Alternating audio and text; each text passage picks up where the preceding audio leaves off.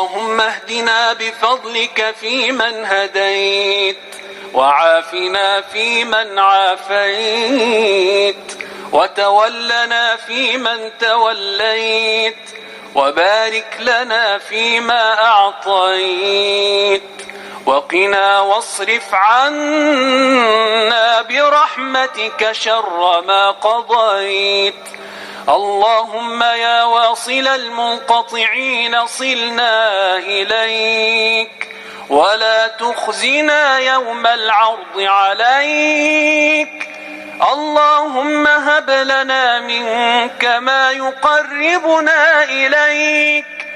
اللهم أجرنا من خزي الدنيا وعذاب الآخرة.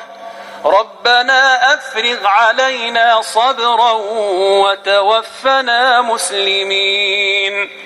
اللهم اجعل هذا البلد آمنا مطمئنا سخاء رخاء وسائر بلاد المسلمين. اللهم وفق الراعي والرعية، ووحد بين الأمة الإسلامية. اللهم ارفع مقتك وغضبك عنا.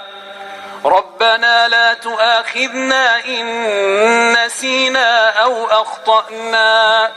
ربنا ولا تحمل علينا إصرا كما حملته على الذين من قبلنا.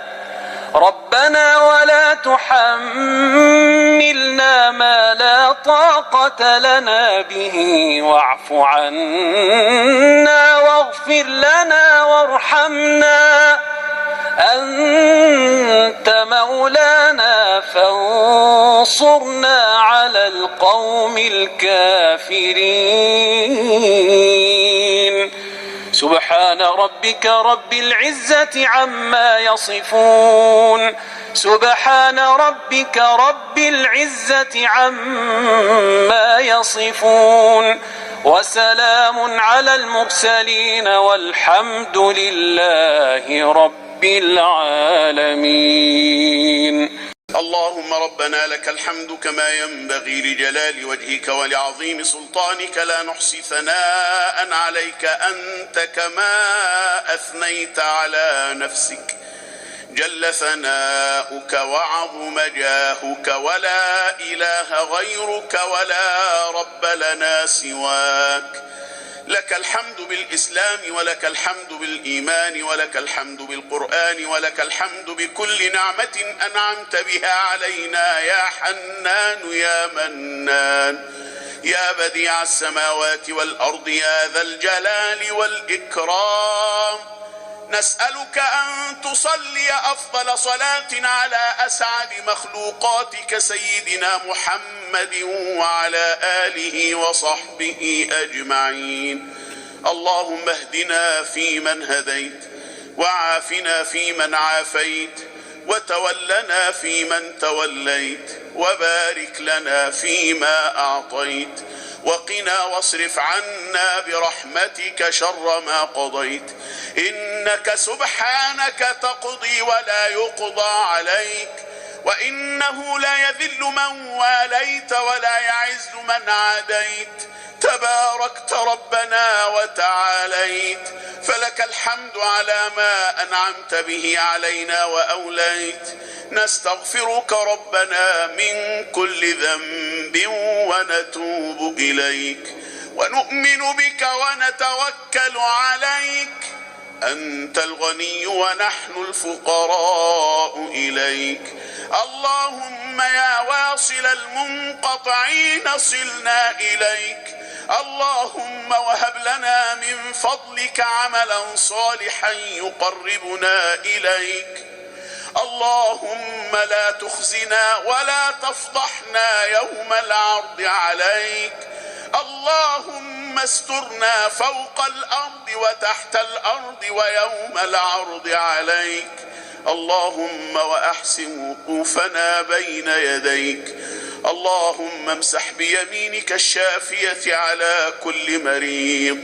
اشف اشفنا بشفائك وداونا بدوائك يا أرحم الراحمين. اشفنا واشف مرضانا ومرضى المسلمين.